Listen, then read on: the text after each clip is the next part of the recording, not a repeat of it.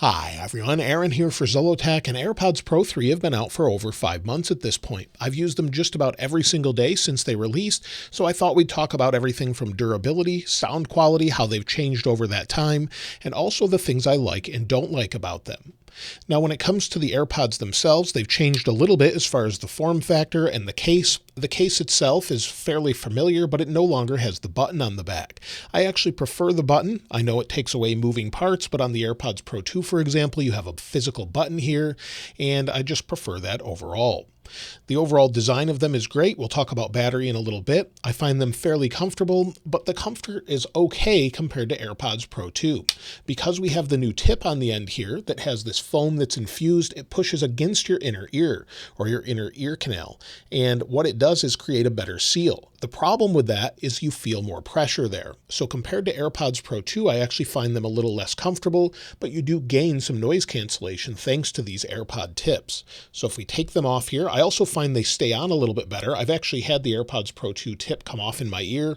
These haven't done that, and you'll see the tip itself has foam infused right here at the edge, and it pushes back into your ear canal. So that's something, again, it creates a great seal, but also creates an issue as far as pressure goes. So you definitely know they're there a little bit more than you would with the AirPods Pro 2, or especially those that sit outside your ear canal like AirPods 3 or AirPods 4. Also, the way this fits in my ear is just about perfect. I know that's not true for everyone, but the overall design is just very comfortable in my ear. I have no issues with it whatsoever, and that part I have really found no problem with, other than the pressure in the ear canal.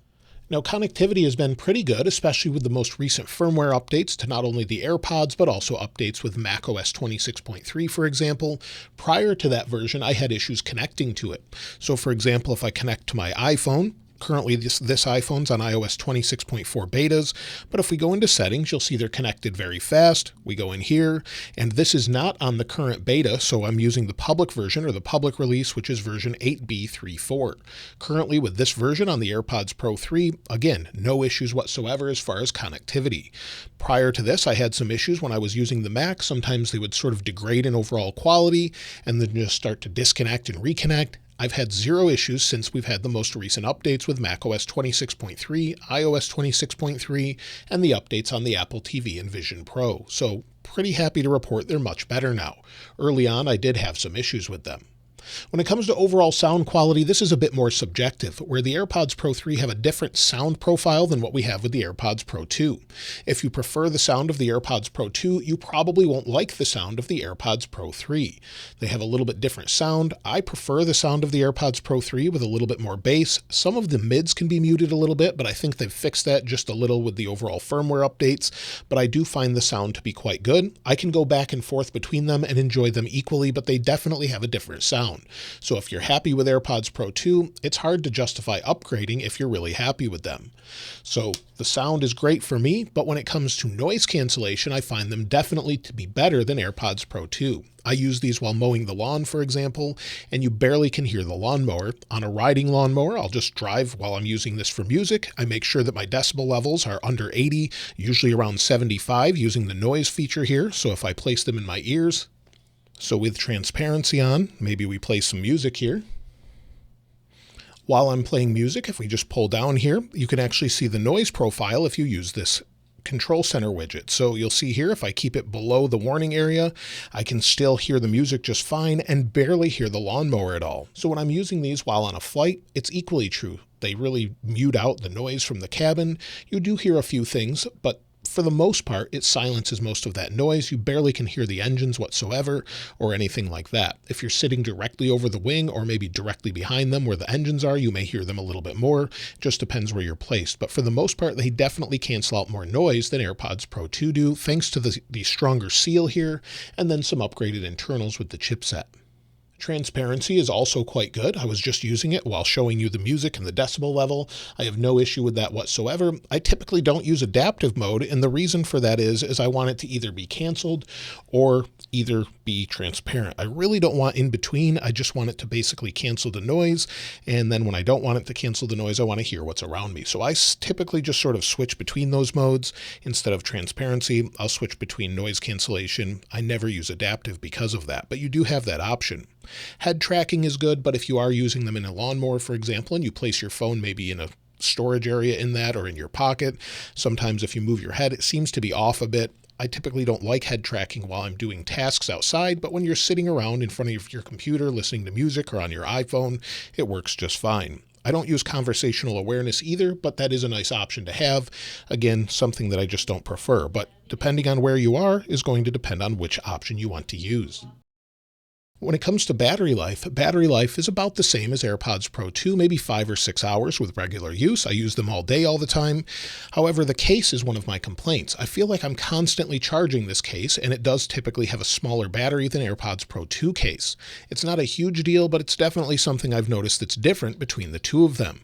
So if you want better battery life with the case overall, I would stick with the AirPods Pro 2, but the AirPods Pro 3, of course, can charge in the case like this and seem to last. You'll just find that you're charging the case more often than you typically will. If you make a habit of maybe placing it on a wireless charger or possibly plugging it in every couple of days, it usually won't be a problem. But again, I find that I charge it more often.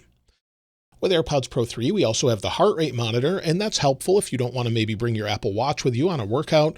You can use your iPhone to measure that and just use this for steps, and then use your AirPods for your heart rate. So that's definitely helpful. If you're using your AirPods and your Apple Watch at the same time, it will take the best of both of those. So it will work in combination and then take that information. I think it's a nice feature to have, especially if you don't want to use your Apple Watch, or maybe you're using a third-party watch in the future, or you just don't like to wear a watch at all. When it comes to future AirPods, supposedly we're going to get AirPods with cameras in them to see around us. Now, this would be maybe along the lines of visual intelligence or to go along with possible glasses in the near future and give us some idea of our surroundings so it could communicate that back using Apple Intelligence. What we would use that for specifically, we don't really know. We'll have to wait and see if Apple actually releases them. But if they do release a new AirPods, I would be more excited for a higher end that's been rumored. A higher end version, maybe with multiple drivers, to have better sound separation, things like that, or stage separation.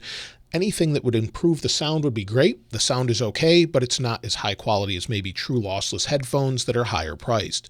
So that's my only downside to these, other than them feeling a little bit less comfortable when they're in your ear.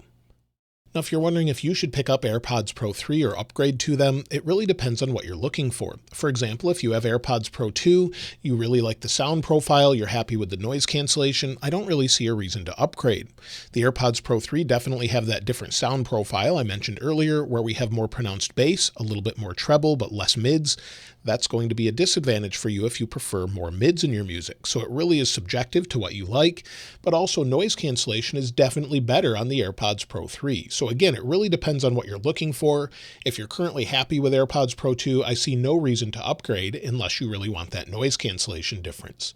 Of course, when it comes to future features, you're probably not going to get many feature upgrades with AirPods Pro 2, but you may get a few here and there. iOS 27 may offer a few different features we're not expecting, and maybe that will carry over to accessibility features as well, but again, we just don't know what to expect with that. Now, finally, when it comes to durability, I find that they're fairly durable. Even if you put them through the washer, I haven't had an issue there. But if you take a look at the case, it scratches badly. So you may want to consider a case over this case if that's something that bothers you. I just sort of see it as patina. I've used them regularly, but it is scratched all over the place, and that's pretty typical with AirPods cases. So it's hard to see in this lighting, but it's definitely scratched to the point where it's almost a matte finish in person. But that's not something that concerns me. They seem to be durable, even if they fall on the ground. As long as you don't lose them, they seem to function properly. I heard of one person who had to replace them, but Apple's pretty good about that if you do have some issues.